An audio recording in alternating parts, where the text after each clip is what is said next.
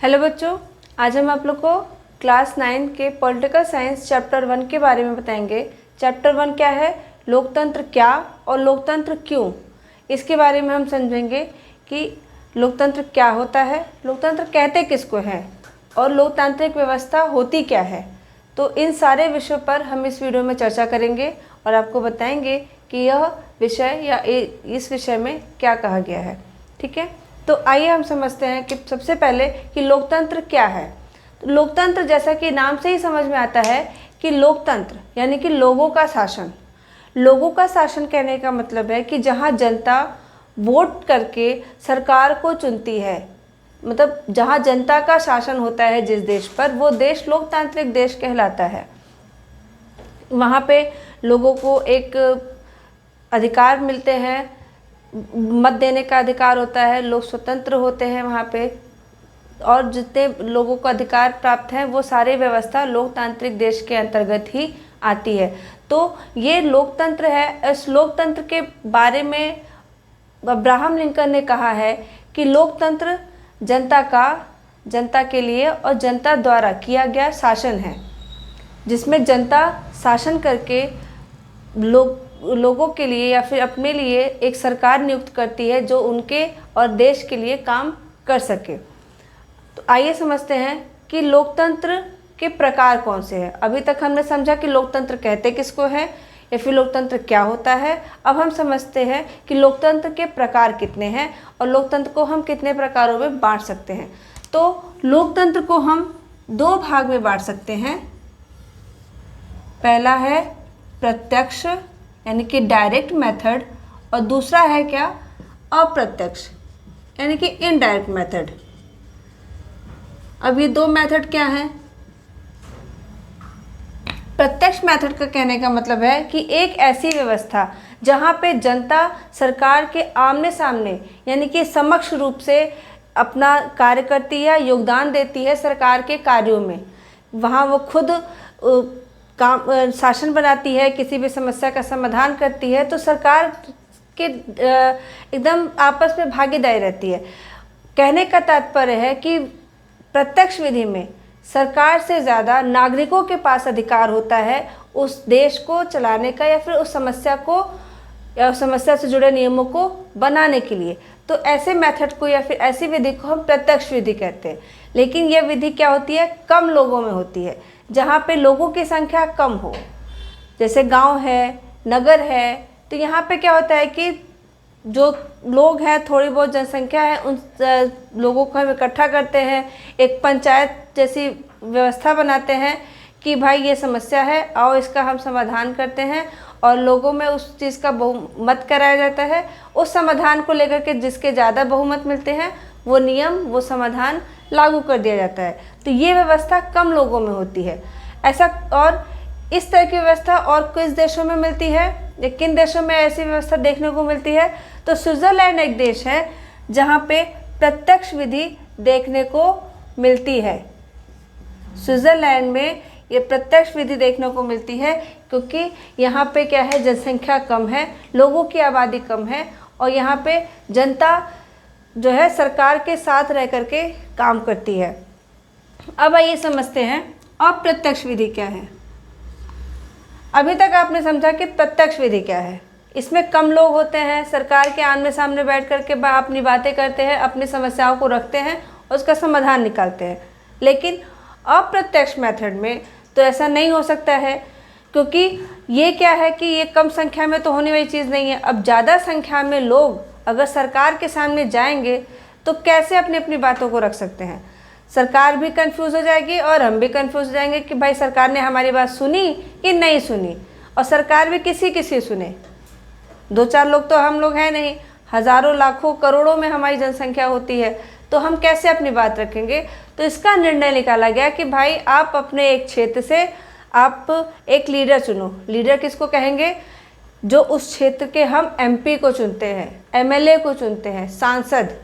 ये क्या होते हैं, वो हमारे उस क्षेत्र के निवासियों का प्रतिनिधित्व करते हैं। कहाँ, सरकार के सामने, संसद में जाकर के सरकार के सामने हमारी बातों को वो रखते हैं कि इस क्षेत्र के लोगों को क्या समस्या है, क्या दिक्कत है, किस तरह की परेशानी है, या क्या उनके लिए हमें करना चाहिए। तो ये हम तो नहीं कर पाएंगे, क्योंकि हम तो जनसंख्या में इतनी ज़्यादा है। हम संसद में जाएंगे तो संसद तो थोड़ा सा जगह है, कैसे काम चलेगा। तो हमने अपने प्रतिनिधियों को वहाँ बिठा रखा है कि आप हमारे तरफ से आप सरकार को बताइए कि हमारे क्षेत्र में क्या क्या दिक्कतें हैं, क्या क्या काम करने हैं। ठीक, तो हम अप्रत्यक्ष मेथड किस बेस पे काम करता है, प्रतिनिधि के बेस पर, कि प्रतिनिधि लाइए, आमने सामने नहीं, मीडिएटर के रूप में काम अप्रत्यक्ष मेथड करता है। अब अप्रत्यक्ष मेथड क्या करेगा, ये भी दो पार्ट में काम करेगा। एक तो होता है अध्यक्षात्मक, ठीक है, और दूसरा संसदीय प्रणाली।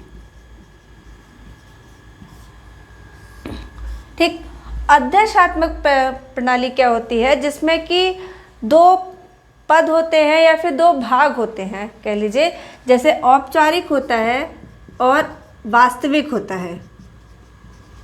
अध्यक्ष होते हैं उसमें, अध्यक्ष कौन, एक ही अध्यक्ष होता है जो इन दोनों भागों को लेकर के चलता है या फिर दोनों भागों के लिए काम करता है। कौन, वहाँ का राष्ट्रपति। राष्ट्रपति इन दोनों के कार्यभार को संभालता है, औपचारिक रूप से भी और वास्तविक रूप से भी। तो ऐसा और कौन सा ऐसा देश है जो इस तरह के पैटर्न को या इस तरह की व्यवस्था को काम करता है, तो अमेरिका ऐसा देश है जो कि अध्यक्षात्मक व्यवस्था करता है।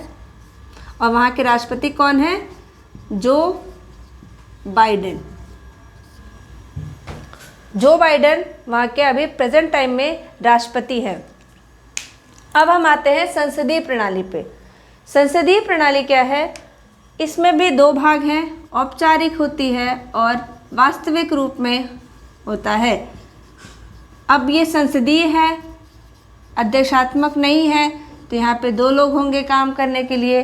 कौन, औपचारिक रूप से कौन काम करेगा, राष्ट्रपति, और वास्तविक रूप से वहाँ का प्रधानमंत्री। तो अब ये दो लोग जो है कहाँ काम करते हैं, हमारे यहाँ भारत में, भारत जहाँ हम रहते हैं वहाँ पे ये दोनों तरह की प्रणाली है, राष्ट्रपति भी है और प्रधानमंत्री भी हैं। इंडिया में होती है और ये व्यवस्था क्या देखने को मिलती है, और ब्रिटेन में भी और पाकिस्तान में भी। अब ब्रिटेन में कैसी व्यवस्था है, ब्रिटेन में व्यवस्था कहने का मतलब है कि वहाँ पे भी तो पीएम होते हैं, ब्रिटेन में पीएम है, लेकिन ब्रिटेन में क्या राष्ट्रपति है, तो नहीं, ब्रिटेन में राष्ट्रपति नहीं होता है। ब्रिटेन में औपचारिक रूप से कौन काम करता है, वहाँ की महारानी काम करती हैं औपचारिक रूप से। जैसे भारत में औपचारिक रूप से राष्ट्रपति काम करता है, वही ब्रिटेन में औपचारिक रूप से महारानी काम करती हैं। और यही प्रणाली पाकिस्तान में भी है, वहाँ पे भी अपना एक पीएम है और एक राष्ट्रपति है, ठीक है, वहाँ पे भी अपना क्या है, एक राष्ट्रपति है। तो ये रही बात हमारे जो लोकतंत्र है उसके भाग की। और लोकतंत्र भारत में कब अस्तित्व में आया, लोकतंत्र 26 जनवरी 1950 को डॉक्टर भीमराव अंबेडकर की अध्यक्षता में भारत ने अपनाया था। ठीक, तो ये रहा हमारा लोकतंत्र। अब आते हैं कि लोकतंत्र किस मूलाधार पे काम करता है, लोकतंत्र के क्या सिद्धांत हैं, किस सिद्धांतों पर लोकतंत्री व्यवस्था काम करती है। तो लोकतंत्री व्यवस्था 3 आधारों पर काम करती है, फ्रीडम, स्वतंत्रता, इक्वालिटी, समानता और जस्टिस, यानी कि न्याय। लोकतंत्र इन 3 व्यवस्थाओं पर काम करती है कि लोगों को, यानी कि देश के नागरिकों को किसी भी तरीके का उनके स्वतंत्रता का कोई हनन ना हो, उनके स्वतंत्रता के अधिकार काम करें, स्वतंत्र होकर के वो काम करें और समान रूप से किसी भी वर्ग में, जिस वर्ग में वो काम करना चाहते हैं उस वर्ग में वो काम करें। और न्याय, लोकतांत्रिक व्यवस्था में हर वर्ग के व्यक्ति को न्याय पाने का हक है या अधिकार है, यह हमारे संविधान में भी लिखा गया है। ठीक, अब हम ये हमारा लोकतंत्र क्या होता है, ये लोकतंत्र किसको कहते हैं, ये हमने समझा कि लोकतंत्र कैसी व्यवस्था है, लोकतंत्र क्या होता है, लोकतांत्रिक व्यवस्था क्या होती है, इसके कितने प्रकार होते हैं। अब हम समझते हैं कि लोकतांत्रिक या लोकतंत्र की जो व्यवस्था है उसकी क्या विशेषताएं हैं। हमने लोकतंत्र देखा, लोकतंत्र समझा, लोकतंत्र के साथ साथ हम एक और पॉइंट को समझेंगे, कौन, राजतंत्र, जिसको इंग्लिश में कहते हैं मोनार्ची सिस्टम। हमने डेमोक्रेटिक को तो समझा कि डेमोक्रेटिक सिस्टम क्या है, लोकतांत्रिक व्यवस्था क्या है, लेकिन उसके साथ साथ हमें राजतांत्रिक व्यवस्था को भी समझना ज़रूरी होगा, क्योंकि राजतंत्र एक ऐसी व्यवस्था है जहाँ पे जनता का योगदान नाम मात्र का या तो ना के बराबर होता है या होता ही नहीं है। वहाँ पे क्या होता है कि एक जो राजा था उसी का बेटा या उसी का वंशज जो रिश्तेदार होगा वही राजा बनेगा, योग्यता को कोई वैल्यू नहीं दी जाती है, जबकि ऐसा लोकतांत्रिक देशों में ऐसा नहीं होता है। तो ये डिफरेंस है दोनों सिस्टम में, राजतंत्र में और लोकतंत्र में। हमारा भारत क्या है, एक लोकतांत्रिक देश है। अब लोकतांत्रिक देश के होने के कौन कौन सी विशेषताएं होती हैं, अब हम इस बात पर चर्चा करेंगे। तो लोकतंत्र की कुछ विशेषताएं होती हैं जिनको हमने 4 भागों में बांट रखा है। कौन कौन से हैं वो 4 भाग? पहला क्या है, प्रमुख फैसले जो निर्वाचित नेताओं के हाथ में होने चाहिए, जो देश के संदर्भ में जो भी फैसले हो वो निर्वाचित नेताओं के हाथ में हो। दूसरा, जो भी लोकतांत्रिक व्यवस्था हो या वो चुनाव हो वो स्वतंत्र रूप से हो और निष्पक्ष रूप से हो। तीसरा क्या है, एक व्यक्ति एक वोट और एक मूल्य, यानी कि हर एक व्यक्ति की जो वोट की वैल्यू होनी चाहिए वो एक होनी चाहिए। ये नहीं कि एक व्यक्ति है उसके वोट की वैल्यू हम 2-4 कर दें, तो ऐसा नहीं है। ये भी लोकतांत्रिक व्यवस्था के अंतर्गत ही आता है कि हर व्यक्ति की वोट की वैल्यू एक होनी चाहिए। और चौथा और लास्ट है हमारा क्या, कानून का राज होना चाहिए और जो भी नागरिकों को अधिकार दिए हैं उनका सम्मान और आदर होना चाहिए। ये लोकतांत्रिक व्यवस्था के अंतर्गत आता है। अब हम इसको थोड़ा सा डीप में समझेंगे कि ये कहना क्या चाह रहा है। ये तो हमने हेडिंग पढ़ी, अब कि कहना क्या चाह रहा है इसको हम समझते हैं। तो इसको समझने के लिए हम पहले लेते हैं प्रमुख फैसले जो निर्वाचित नेताओं के हाथ में होने चाहिए। अब इस पॉइंट को समझने के लिए हम एक उदाहरण लेते हैं। किसका उदाहरण किसका लेते हैं? हम अपने पड़ोसी मुल्क का लेते हैं। किसका? पाकिस्तान का। पाकिस्तान हमारा पड़ोसी देश है, हम सब जानते हैं। वो भी एक लोकतांत्रिक देश है। कहा जाता है कि पाकिस्तान भी ऐसा लोकतांत्रिक देश है, लेकिन जो उसकी व्यवस्था है वो थोड़ा सा समझने की ज़रूरत है। कैसे? सन 1999 में जो वहाँ के जनरल जो कमांडर चीफ थे परवेज़ मुशर्रफ, उन्होंने क्या किया था कि जो निर्वाचित सदस्यों द्वारा या फिर निर्वाचित लोगों द्वारा जो प्रधानमंत्री थे उनको हटा करके खुद को एज अ कार्यकारी राजा या प्रधानमंत्री घोषित कर दिया कि अब हम यहाँ के प्रधानमंत्री हैं। और उसके बाद फिर उन्होंने अब खुद को राष्ट्रपति घोषित कर दिया कि अब हम प्रधानमंत्री भाई हट गए, अब हम राष्ट्रपति हैं इस पूरे पाकिस्तान देश के। तो लोगों ने बोला कि नहीं, ऐसा कुछ नहीं होता है, आप अपने आप से खुद को कैसे राष्ट्रपति घोषित कर सकते हो, नहीं ये चीज़ गलत है, आप चुनाव करवाओ। तो चुनाव किया गया। कौन सा चुनाव? रेफरेंडम इलेक्शन करवाए गए। रेफरेंडम इलेक्शन में क्या होता है कि जिसमें 2 ही ऑप्शन होते हैं, एक या तो यस का होता है या तो नो का होता है। यस करेगा या तो कोई नो करेगा।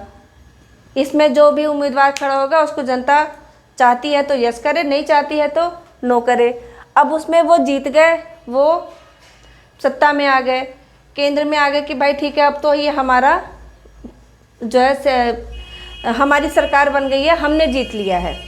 लेकिन बाद में पता चलता है या बाद में जो भी विरोधी पार्टी के लोग रहते हैं वो आरोप लगाते हैं कि नहीं ये तो धोखाधड़ी हुई, धोखाधड़ी से कोई चीज़ हासिल नहीं होगा। धोखाधड़ी कैसे? उन लोग कैसा आरोप लगाया कि भाई इन्होंने जो इलेक्शन करवाया था वो फर्जी था, मतलब उसमें जो नो का ऑप्शन था वो तो हो ही नहीं रहा था, ऐसा लोगों ने बोला, उसको काउंट ही नहीं कोई कर रहा था। जो यस के बटन थे उसी को लोग काउंट कर रहे थे, यस वाले सिंबल को ही लोग ज़्यादा वो कर रहे थे कि जो यस है उसी को काउंट करो, नो को छोड़ दो। तो ये सिस्टम था। अब इसमें क्या हुआ, जीत तो हम गए, तो परवेज़ मुशर्रफ क्या हो गए, वो जीत करके धोखे से वो क्या कर गया, अब अपने आप को राष्ट्रपति एज अ नियुक्त हो गए। उनका कार्यकाल भी बढ़ गया, 5 साल का भाई कार्यकाल होता है, 5 साल का कार्यकाल उनका हो गया। उन्होंने उसके बाद क्या किया कि अगस्त 2002 में उन्होंने एक ऑर्डर पास किया, लीगल फ्रेमवर्क ऑर्डर, एक संशोधन पत्र पास किया, जिसमें उन्होंने कहा कि भाई अब तो जो सिस्टम है ना, जो यहाँ पे रूल्स वगैरह बनते हैं या फिर जो हम यहाँ पे सर्वे सर्वा हैं, और जो भी चीज़ें यहाँ पे लॉ बनेगा, कानून बनेगा, उसको हम चाहे तो पास करें और चाहे तो हम इसको भंग कर दें। भाई ऐसा ऐसा सिस्टम हम अपनाएंगे। तो उन्होंने कहा कि राष्ट्रपति ने कहा कि भाई अब तो इसको हम बंद कर देंगे या तो ख़त्म कर देंगे, हमारा ही शासन चलेगा और कुछ नहीं होगा। मतलब तुम लोग निर्णय लेते रहो, तुम लोग कानून पास करो, अगर हमें वो कानून पसंद आता है तो हम उसको पास करेंगे, नहीं तो नहीं। कहा कि ठीक है भाई आप ही हो। जिसमें ये भी कहा गया, अब लोगों ने कहा कि भाई अब तो जो लोग जो निर्वाचित करके जो सदस्य दे रहे हैं या जो असेंबली में जो निर्वाचित सदस्य बैठेंगे, तो ये लोग लॉ बनाएंगे, आप उस पर पारित करोगे। तो उन्होंने क्या किया कि जो उनके जो आर्मी के लोग थे उन्होंने उनको भी काम दे दिया कि भाई तुम लोग एक काम करो, जो भी ये जो कैबिनेट मिनिस्टर हैं जो लोगों से चुन करके आए हैं, इनकी अब सुपरवाइजरी करो, इन पर निगरानी रखो, और अंतिम जो फैसला होगा इनका वो हमारा होगा। तो ये क्या बात हुई, इसको अगर हम ये पूरी प्रक्रिया को अगर हम देखें तो ये कहीं से भी डेमोक्रेटिक सिस्टम लगता है? नहीं लगता है। क्योंकि डेमोक्रेटिक में क्या होता है कि जनता ने जिसको चुना है फैसला उसी का होना चाहिए। हमने तो राष्ट्रपति को नहीं चुना, क्योंकि राष्ट्रपति का इलेक्शन कैसे हुआ ये सब जानते हैं। तो अब नवनिर्वाचित या फिर जो निर्वाचित है जनता द्वारा, उन्होंने जो फैसला लिया है या फिर उन्होंने जो भी रूल बनाए हैं, जो लॉ बनाया है, आपने उस पर अपना हस्ताक्षर लगाया, और अपना हस्ताक्षर भी हमें मान्य नहीं होगा या फिर होगा कैसे? क्योंकि हमने आपको निर्वाचित नहीं दिया है।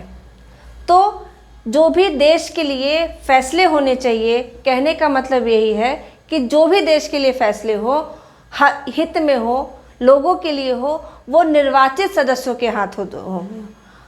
ठीक है, अनिर्वाचित या फिर गैर कानूनी रूप से कोई भी तरीके का जो भी लॉ है वो नहीं होना चाहिए। अगस्त 2002 में उन्होंने एक लीगल फ्रेमवर्क ऑर्डर पास किया। लीगल फ्रेमवर्क ऑर्डर के पास करने के बाद में क्या हुआ कि अब इन्होंने क्या किया कि पाकिस्तान की जो असेंबली थी, पार्लियामेंट था, उसको उन्होंने बिल्कुल बदल दिया। अब उन्होंने कहा कि मतलब इस ऑर्डर को पास करने का मतलब क्या था कि अब राष्ट्रपति, जो कि कौन थे उस समय, परवेज़ मुशर्रफ, उनका था कि अब वो जो भी राष्ट्रीय है और प्रांतीय जो भी ऑर्डर होंगे या फिर असेंबली होगी, जितनी भी चीज़ें हैं उसको वो भंग कर सकते हैं। भंग करने का मतलब है कि अब उन पे वो जब चाहेंगे उनको बुला सकते हैं या जब चाहे वो उसको भंग कर सकते हैं। अब उन पे किसी भी तरीके का कोई शासन नहीं है या फिर कोई उनसे पूछ भी नहीं सकता है कि आपने ऐसा क्यों किया। और उन्होंने यह भी बोला कि क्योंकि वो एक पूरे सेना की तरफ से सेना को रिप्रेजेंट करते थे, बहुत बड़ी सेना को अपने साथ रखते थे, लीडर थे उसके वो, तो उन्होंने सेना को भी, भाई कोई उनके साथ आया है सेना करके, तो वो कुछ तो सोच रहा होगा ना कि भाई हम इनके साथ जाएंगे तो हमें भी कुछ मिलेगा, कोई प्रॉफिट होगा, हमारा भी कुछ फ़ायदा हो। तो उन्होंने क्या किया कि जितने भी जो उनके आर्मी टीम थे उनमें से कुछ को, आर्मी टीम के सदस्यों को उन्होंने बना दिया कि आप जो भी सिविलियन कैबिनेट मिनिस्टर है, यानी कि जो जनता द्वारा जो चुनी हुई सदस्य है, जो कैबिनेट में आकर के मंत्रिपरिषद धारण किए हैं या मंत्री के पद पर बैठे हैं, उनको आप सुपरवाइजरी करो, उनको निगरानी में रखो, निगरानी में रखो, उनको देखो कि क्या कहते हैं क्या नहीं कहते हैं। उसके बाद फिर क्या हुआ कि फिर से उसके बाद समय अंतराल के बाद इलेक्शंस हुए, वोट पड़ा, प्रधानमंत्री चुने गए।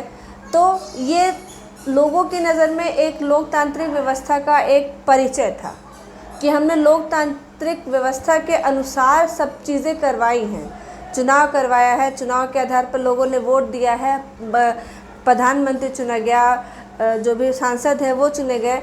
लेकिन क्या ये वास्तविक रूप से एक जो है निष्पक्ष इलेक्शन था, जो कि बिना किसी धोखेधारी से या फिर बिना किसी झोल झपाटे के संपूर्ण हुआ हो?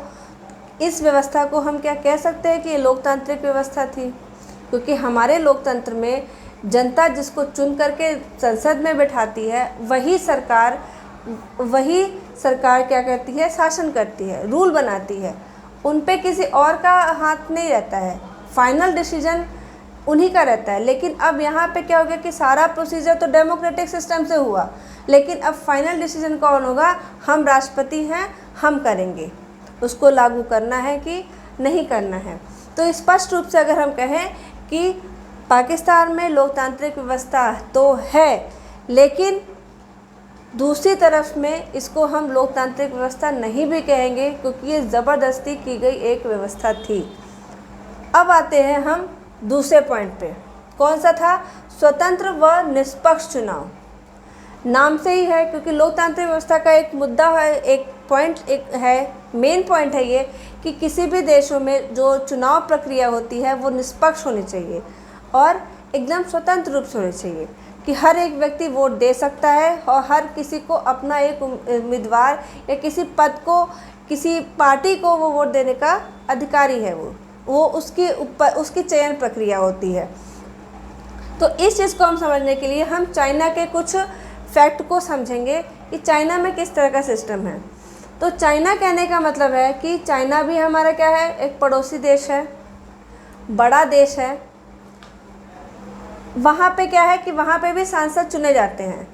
हमारे यहाँ की भांति ही जो भी लोकतांत्रिक व्यवस्था है उसमें भी 5 साल का उनका कार्यकाल होता है। सांसदों का कार्यकाल जो है कार्यकाल करके 5 साल का वो सांसद जो है चुने जाते हैं, संसद में बैठते हैं और लगभग 3000 सदस्यों की जो संख्या होती है वो चाइना में है। अब 3000 सदस्य अगर हम कहें कि चाइना में अगर 3000 सदस्यों वाली संख्या संसद में बैठती है तो इसका मतलब कि बहुत बड़ी पार्टी होगी। वहाँ इलेक्शन जो होते होंगे बड़े अच्छे तरीके से होंगे, तभी तो इतने सारे लोग वहाँ पे सांसद के रूप में बैठते हैं। तो अब क्या है कि ये तो हो गए उनके सांसदों की संख्या, लेकिन अगर किसी और को वोट करना हो या फिर और किसी को चुनाव करना हो कि हम भी चुनाव लड़ना चाहते हैं, हमें भी चुनाव में खड़ा होना है, तो उनको क्या करना पड़ेगा? चाइना में एक पार्टी है, चाइनीज़ कम्युनिस्ट पार्टी, जिससे उनको मंजूरी लेनी पड़ती है कि आप हमें मंजूरी दो कि परमिट करो, परमिशन दो कि हम भी चुनाव लड़ सकते हैं, लड़ना चाहते हैं तो आप हमें ये मंजूरी दे दो। तो उन्होंने वो भी बोल देते हैं कि हाँ ठीक है, आपको हम मंजूरी देते हैं कि आप इलेक्शन लड़ो। लेकिन इलेक्शन किस तरीके का होता है कि मान लीजिए अब हर एक पार्टी के लोग इलेक्शन तो कर देते हैं, सबका सिंबल अलग अलग होता है। वोटिंग प्रक्रिया सारी जो डेमोक्रेटिक लोकतांत्रिक व्यवस्था के अंतर्गत आती है वो ही सारी प्रक्रिया अपनाई जाती है। लेकिन थोड़ा सा चेंज कर देते हैं कि मान लीजिए अगर हम कहें कि हमने कहा कि कोई भी, मान लीजिए आपका कोई फेवरेट टीचर है और उसी के नाम को हमने अपनी पसंद का हमने ऑप्शन दे दिया ABCD। अब ऑप्शन ही नहीं रहेगा तो हम किसको वोट देंगे? हमने चाहे A को दिया, B को दिया, C को दिया, किसी को भी वोट दिया, वो जाएगा कहाँ? कम्युनिस्ट पार्टी के अंतर्गत ही जाएगा। तो समझ में आया कि हम चाहे किसी को भी वोट दे, कोई भी उम्मीदवार खड़ा हो जाए चुनावी प्रक्रिया में, लेकिन अंतोगत्वा वोट किसको जाना है? वो चाइना की कम्युनिस्ट पार्टी को ही जाना है। ठीक, तो इस तरह की जो चुनावी प्रक्रिया है वो निष्पक्ष तो नहीं हुई। हमने सारा चीज़ बोला कि हमारी पार्टी है, हमने वोट दिया है, एक तो परमिट लिया हमने उनसे, परमिट के आधार पर हमने वोट किया, सब कुछ किया, लेकिन ऑप्शन ही कुछ नहीं है तो हमें देना ही पड़ेगा उनको वोट। इसी पैटर्न पे एक और देश भी काम करता है, कौन? मैक्सिको। मैक्सिको में थोड़ा सा डिफरेंस क्या है कि वहाँ पे जैसे हर लोकतांत्रिक देशों में 5 साल पे जो संसद का कार्यकाल होता है बदलता है, चुनाव होते हैं, यहाँ पे हर 6 वर्ष पे चुनाव प्रक्रिया अपनाई जाती है। अब क्या है कि इसमें भी एक सिस्टम है, यहाँ भी एक पार्टी है PRI के नाम से। मैक्सिको में भी एक पार्टी है, कौन सी? PRI के नाम से है, इंस्टीट्यूशनल रिवोल्यूशनरी पार्टी। इसका बड़ा ही वहाँ पे वर्चस्व है, बहुत ही दबदबा है, मतलब उस देश की सबसे बड़ी पार्टी है। अब इसका क्या है कि ये तो छूट भी दे देता है, इससे कोई मंजूरी लेने की भी ज़रूरत नहीं है कि आप हमसे मंजूरी लो, आप हमसे परमिशन लो कि हम वोट कर सकते हैं कि नहीं कर सकते हैं। लेकिन दिक्कत या फिर बात कहाँ आती है कि लोग तो चुनाव अलग अलग पार्टी के उम्मीदवार खड़े होते हैं, लेकिन PRI संगठन के जो कार्यकर्ता हैं या फिर जो लोग हैं वो क्या करते हैं कि सबको अपने कन्वेंशन में लेते हैं कि भाई बच्चों को बोलते हैं कि आप अपने पेरेंट्स को बोलो कि हमें वोट दें, हमारे संगठन को वोट दें। मीडिया पे प्रेशर डालते हैं कि सिर्फ आप हमारे काम काजों को, हमने जो काम कराया है उसको आप दिखाओ, अदर कोई काम दिखाया विपक्ष के लोगों को कोई काम नहीं दिखाना है, नहीं तो उनको परेशानी होती है। और जितनी सारी गतिविधियां हैं उसको जो विरोधी पार्टी के कर रहे हैं उनको नज़रअंदाज करो, हम जो कर रहे हैं उसको आप देखो, ये उनका कहना था। जो भी वर्कर थे, जो भी गवर्नमेंट एम्प्लॉय थे, उन सबको उन्होंने अपने प्रेशर कंट्रोल में रख रखा था कि भाई तुम कुछ भी कर लो, तुमको वोट हम ही को देना है। तो इससे क्या होगा कि उनको बिना कुछ कहे, बिना कोई मेहनत ज़्यादा किए, वो पार्टी हमेशा ही जीतती आई थी और जीतती रही थी। अदर पार्टी उनके समक्ष खड़ी भी नहीं हो पाई क्योंकि विकल्प ही नहीं है, और दूसरा विकल्प ना होने के कारण क्या होता है कि वो हमेशा जीत जाती है। तो इस तरह की प्रक्रिया को क्या हम कह सकते हैं कि ये स्वतंत्र थी या निष्पक्ष थी? नहीं। चाइना में हमने देखा कि वहाँ पे सब कुछ होते हुए भी आपके वोटिंग शेयर में या फिर जो मतदान की जो प्रक्रिया है उसमें थोड़ी बहुत गड़बड़ी कर दी गई। मैक्सिको में देखा कि पार्टी तो सब खड़ी हुई, लेकिन आप हमको वोट दो, इस तरीके का प्रेशर लोगों पे बनाया जाने लगा, क्योंकि और लोगों के पास कोई ऑप्शन नहीं था, इस वजह से वो उनको पार्टी को वोट देना उनकी मजबूरी पड़ गई। तो इस तरह के इलेक्शंस नहीं होने चाहिए एक लोकतांत्रिक देश में। दुनिया को दिखाने के लिए ये सब एक लोकतांत्रिक देश कहलाते हैं, लेकिन इंटरनली या फिर कहीं ना कहीं ये लोग राजतंत्र की प्रक्रिया को अपनाते हैं। ऐसा एक लोकतांत्रिक देश में नहीं होना चाहिए, क्योंकि सत्ता में जितने भी लोग बैठते हैं उन सबको जीतना और हारना दोनों का अवसर देना चाहिए, जिससे कुछ काम उनको भी समझ में आएगा कि हमने क्या करना चाहिए और क्या नहीं करना चाहिए। तीसरा पॉइंट है आपका, एक व्यक्ति एक वोट और एक मूल्य।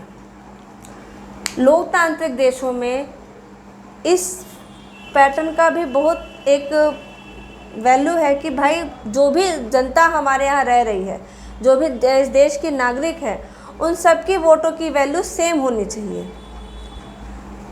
लोकतांत्रिक देश में सबको वोट देने का अधिकार है, किसी तरीके का उनके साथ कोई भेदभाव नहीं होता है कि आप इस धर्म के आते हैं, इस वर्ग से आते हैं, इस जाति से आते हैं तो आपको वोट नहीं दे सकते हैं। ऐसा कहीं नहीं लिखा है कि आप इस वर्ग से हैं तो आप वोट नहीं दे सकते हैं। नहीं, आप लोकतांत्रिक देश में रहते हैं, आपको मत देने का, अपने पसंद से किसी उम्मीदवार को जिताने का आपको अधिकार है।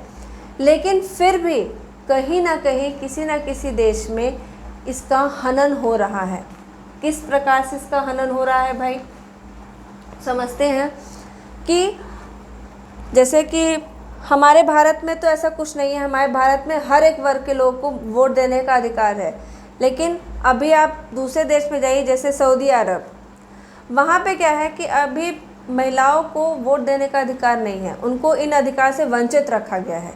कि आप महिला वर्ग से आते हैं, आप वोट नहीं दे सकते हैं, आप सरकार चुनने में आपका कोई योगदान नहीं होना चाहिए। ये वहाँ का फैसला है, जबकि एक लोकतांत्रिक देश में ऐसा नहीं होना चाहिए। दूसरा क्या है कि एस्टोनिया एक देश है, एस्टोनिया एक देश है जो कि कहाँ है, रशिया के पास है। एस्टोनिया रशिया यानी कि रूस देश के पास एक छोटा सा देश है, रूस के पास एक देश है। अब यहाँ पे क्या है, चुनावी का सिस्टम, जो भी रशिया पास में है तो कुछ रशिया के लोग वहाँ जा कर के बस गए हैं। अब बसने का मतलब रहने लगे हैं, तो जब रह रहे हैं तो वो भी तो वोट दे सकते हैं, लेकिन नहीं, वो वोट नहीं दे सकते। क्यों? क्योंकि अभी रशिया के लोग को एस्टोनिया का जो है नागरिकता ही नहीं मिली है। नागरिकता जब तक किसी को नहीं मिलेगी उस देश की, तो वो वोट कैसे देगा। ये वोट देने का जो अधिकार है, इसके लिए उनको काफ़ी मुश्किल का सामना करना पड़ता है, तब जा कर के वो वोट देने के अधिकार के पात्र बनते हैं। इसी प्रकार फिजी एक देश है, फिजी देश, फिजी और भारत, इन दोनों की वोट वैल्यू में अंतर है। हमारे यहाँ की वोट वैल्यू का लगभग हमारे यहाँ की वोट वैल्यू अगर 1 है तो हमसे अधिक उनके 1% की वोट वैल्यू मापी जाती है। तो ऐसा नहीं होना चाहिए। अगर एक लोकतांत्रिक देश में रह रहे हैं तो सबका एक ही वोट वैल्यू होना चाहिए। अगर एक व्यक्ति वोट डालता है तो उसकी वोट वैल्यू एक ही काउंट होनी चाहिए और कुछ नहीं। तो ये भी एक अच्छे लोकतांत्रिक देश का कोई सिम्टम्स नहीं है कि आप वोटों की वैल्यू में डिफरेंस करें। चौथा और लास्ट इसकी विशेषता क्या है, लोकतंत्र की विशेषता है कि कानून का राज हो और जो भी नागरिक हैं उनके अधिकारों का सम्मान होना चाहिए। अब कानून के राज और उनके अधिकारों के सम्मान का क्या मतलब है, इसी में हम कहें कि इसमें हम बात करते हैं जिम्बाब्वे के बारे में। जिम्बाब्वे 1980 के समय में जो वहाँ के जो लोग थे वो अभी अभी आज़ाद हुए थे, और आज़ादी के बाद वहाँ का एक लीडर था, लीडर कह लीजिए उसको, कौन, जान पीएफ, एक दल था, जान पीएफ एक दल था जिसका राजा था कौन, रॉबर्ट मुगाबे। रॉबर्ट मुगाबे ये था, ये बहुत ही एकदम मतलब दमदार था, बलशाली टाइप का था कि भाई अब तो हम यहाँ पे बहुत हमारे मतलब हम हैं और बाकी तो कोई है ही नहीं है, ऐसा दावेदारी वो करता था। तो अब क्या है, लास्ट आपका है चौथा पॉइंट लोकतंत्र की विशेषता में, कौन सा, कानून का राज और अधिकारों का आदर। अधिकारों का आदर कहने का मतलब कि नागरिकों के अधिकारों का आदर एक लोकतांत्रिक देश में जो सत्ता में सरकार है उसको करना चाहिए। जिसमें हम बात करते हैं जिम्बाब्वे एक देश है जो कि 1980 में जो अल्पसंख्यक गोरे थे, कम संख्या में थे, उनके शासन से वो मुक्त हुआ था। मुक्त होने के कारण मतलब आज़ाद हो गया था, अब उन पर कोई शासन नहीं था। तो उस समय एक दल आया था, दल का मतलब एक पार्टी थी, कौन सी, जानू पीएफ, ठीक है, एक पार्टी थी जिसका नेता था कौन, रॉबर्ट मुगाबे। रॉबर्ट मुगाबे उसका नेता था, जो कि बहुत ही एक मतलब लोकप्रिय नेता कह लीजिए, या फिर एक उस समय एक यही था ही दल का, एक दल का नेता था जो कि काम करता था और लोगों के मन में या फिर लोगों के लिए ज़्यादातर काम करने की वजह से वो बहुत ही लोकप्रिय भी बना था। लोकप्रिय बनने के कारण वो हमेशा जितनी बार भी चुनाव लड़े जाते थे वो जीत जाता था। अब लोकप्रिय नेता है, चुनाव भी जीतता है, तो जब एक लोकप्रिय नेता चुनाव जीत जाता है तो फिर उसको गलत तरीके अपनाने का क्या मतलब। लेकिन ये फिर भी वो काम करता था, लोकप्रिय नेता होने के बावजूद, जनता में पॉपुलर होने के बावजूद भी वो क्या करता था, चुनाव जीतने के लिए कुछ अलग ही तरीका अपना लेता था। जैसे जो भी विरोधी पार्टी थी उनको परेशान करता था कि भाई अब तुम जो है ये करो वो करो, किसी भी तरीके की परेशानी। कभी उनको वोट, उनके जो लोग थे उनको वोट डाले नहीं देता था, और भी कई सारे काम थे जो वो करता था। क्यों? क्योंकि वह खुद चुनाव जीत सके। और क्या होता था, जब उसकी सरकार बन जाती थी तो संविधान में बार बार वो फेरबदल करता। संविधान में फेरबदल करने के कारण उसने क्या किया कि राष्ट्रपति के जो भी शक्तियाँ थीं, राष्ट्रपति के पास बहुत सारी शक्तियाँ होती हैं, उसमें क्या करता है कि और ज़्यादा वो वृद्धि करता था, बढ़ोतरी कर देता है कि और बढ़ा लो शक्तियाँ, मतलब कुछ भी हम करेंगे, हम कुछ भी कर सकते हैं, इस तरह की शक्तियाँ हम बढ़ा लेंगे। और जवाबदेही, यानी कि हम अगर हमने कोई काम किया है, सामने अगेंस्ट पार्टी ने, अगर जनता ने हमसे पूछा है, तो उस तरह की जो जवाबदेही है ना, उसको कम कर दिया गया कि हम इस बात पे जवाब नहीं देंगे, ये संविधान में नहीं लिखा है। इस तरीके का फेरबदल उसने संविधान में किया, एक लोकप्रिय नेता होने के बावजूद। तो ये काम उसने कर दिए। अब क्या था कि वह और भी तरीके करता था। क्या? जैसे कि वह जो भी मीडिया सिस्टम था उस समय, जो पत्र थे, समाचार थे, टेलीविज़न था, उस पर क्या करता था, उसने अपना नियंत्रण बना रखा था कि हम जो चाहते हैं हम वही चीज़ आप जनता को दिखाओ और कुछ नहीं।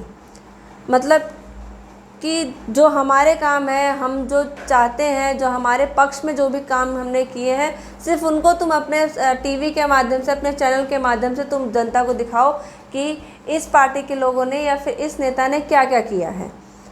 समाचार, पत्रचार जो था वो अभिव्यक्ति की आज़ादी से स्वतंत्र था, लेकिन फिर भी उस पर नियंत्रण था कि अगर तुमने हमारे खिलाफ या फिर विरोधियों के पक्ष में कुछ छापा तो आपको परेशान किया जाता था। पत्रचार जो भी संपादक रहते थे उनको परेशान किया जाता था कि नहीं, तुम विरोधियों के बारे में कुछ नहीं लिखोगे, जो लिखोगे वो हमारे बारे में लिखोगे। ये भी था। अब ये क्या है कि इस तरह की प्रक्रिया तो नहीं होनी चाहिए एक लोकतांत्रिक व्यवस्था में, कि जहाँ लोगों को अभिव्यक्ति की आज़ादी हो ना हो, अपने विचारों को कहने की आज़ादी ना हो, अपनी कोई बात, अपनी कोई समस्या रखने की आज़ादी ना हो। इस तरीके का काम नहीं किया जाता था। और दूसरा क्या था कि जो वहाँ का जो न्यायालय सिस्टम था, जस्टिस सिस्टम था, जहाँ जज बैठते थे, जो किसी भी मुद्दे का समाधान करते थे, न्याय मिलता था लोगों को, उस पर भी वो अपना नियंत्रण बना रखा था कि अब अदालती न्यायालयों पे भी, जो कि न्यायालय सबसे स्वतंत्र होना चाहिए, किसी भी क्षेत्र, किसी भी तरीके का उसमें कोई पाबंदी नहीं होनी चाहिए, वहाँ पर भी उसने अपनी क्या करी थी, एक दबाव बना रखा था कि नहीं, तुमको ये न्याय, जो फैसला भी अगर कोई लेना है तो वो हमसे पूछ करके लो, अपने मन से तुम कुछ नहीं कर सकते हो। अब इस तरीके का जो भी सिस्टम था, क्या हम इससे ये समझ सकते हैं कि लोकतांत्रिक व्यवस्था में क्या इस तरह के होने चाहिए? नहीं, लोकतांत्रिक में कानून का राज होता है और वहाँ के नागरिकों के अधिकारों का आदर सम्मान किया जाता है। ये लोकतांत्रिक देश की या फिर लोकतांत्रिक व्यवस्था की एक विशेषता है। तो ऐसा नहीं होना चाहिए। ठीक, तो ये विशेषता है, 4 विशेषताएं हैं लोकतांत्रिक जो सरकार या व्यवस्था के बारे में, कि फैसला जो होना चाहिए वो निर्वाचित नेताओं के हाथ में होना चाहिए, जिनको जनता चुन करके सत्ता में बैठाई है। स्वतंत्र व निष्पक्ष होना चाहिए, उस पर किसी भी तरीके का जो है भेदभाव या फिर पक्षपात नहीं होना चाहिए कि नहीं आप हम ही सारा कुछ है, या फिर भेदभाव करो कि इसी पार्टी को ही वोट मिलना चाहिए। ये भी एक लोकतांत्रिक व्यवस्था में नहीं होना चाहिए। एक व्यक्ति का एक वोट होना चाहिए और एक वोट की वैल्यू एक होनी चाहिए। कानून का राज होता है और कानून का राज के साथ साथ जो भी नागरिक हैं उनके अधिकारों का सम्मान किया जाता है। ये लोकतांत्रिक की विशेषता है। ठीक। अब क्या है कि लोकतांत्रिक सरकार के जो विशेषताएं हैं कि लोगों को, जो भी नागरिक हैं, उनको अपनी बातों को कहने का, अपने विचारों को अभिव्यक्त करने की आज़ादी है, स्वतंत्रता है कि हम अपनी बातों को कह सकते हैं कि हमारे क्षेत्र में क्या हो रहा है या फिर सरकार को और क्या करना चाहिए, इस तरह की बातें वो कह सकती है। उस पर किसी तरह का कोई बंदिश नहीं है, चाहे वो जनता के पास हो, आपके मीडिया के पास हो, समाचार पत्र पत्रिकाओं के पास हो। इस तरह की स्वतंत्रता सबको मिली है। समानता का अधिकार है, हम सभी समान हैं, चाहे स्त्री हो, पुरुष हो, किसी भी धर्म का हो, किसी जाति का हो, सभी को एक समान दृष्टि से देखा जाता है। उनकी योग्यता के आधार पर उनको काम भी मिलता है। और क्या है, आपके भाषा की भी अभिव्यक्ति की स्वतंत्रता है। आप जिस भाषा में आप कंफर्टेबल हैं उस भाषा में आप अपने विचारों को रख सकते हैं। आप पे किसी तरह का कोई ऐसा पाबंदी नहीं लगती है कि आपको नहीं भाई, आपको इसी भाषा में आपको भाषण देना होगा या फिर इसी भाषा में आपको पढ़ना होगा, ऐसा कुछ नहीं है। ये लोकतांत्रिक देश की व्यवस्था है जहां हम रहते हैं। व्यापारिक संघ हम स्थापित कर सकते हैं, मतलब जिसको जो चाहे वो बिजनेस कर सकता है, जिस तरीके का व्यापार चाहे वो कर सकता है, जहाँ चाहे जिस वर्ग में चाहे वो काम कर सकता है, चाहे किसी भी जाति या धर्म से वो बिलोंग करता हो, उसे संपर्क में हो, कोई मतलब नहीं है। आप योग्य हैं अगर उस काम के, तो आप उस काम को कर सकते हैं। प्रेस, मीडिया, समाचार पत्र पत्रिकाएं, इन सबको आज़ादी है। तो एक लोकतांत्रिक व्यवस्था में ये सारी क्वालिटी, ये सारी विशेषताएं होनी चाहिए, तभी वह एक देश एक लोकतांत्रिक देश बनता है। ठीक। तो इस वीडियो में हमने समझा कि लोकतंत्र क्या है, लोकतंत्र के प्रकार कितने हैं, लोकतंत्र में किस तरीके की व्यवस्था अपनाई जाती है, उसकी क्या विशेषताएं हैं। अब ये था आपका जो चैप्टर 1 है, व्हाट डेमोक्रेसी या वाई डेमोक्रेसी, लोकतंत्र क्या और लोकतंत्र क्यों। तो इस वीडियो में हमने समझा कि लोकतंत्र क्या होता है। आगे की वीडियो में हम समझेंगे कि लोकतंत्र क्यों ज़रूरी है, हमारे लिए लोकतंत्र क्यों ज़रूरी है। इस वीडियो को समझने के लिए आप हमारे साथ बने रहें। Okay, thank you.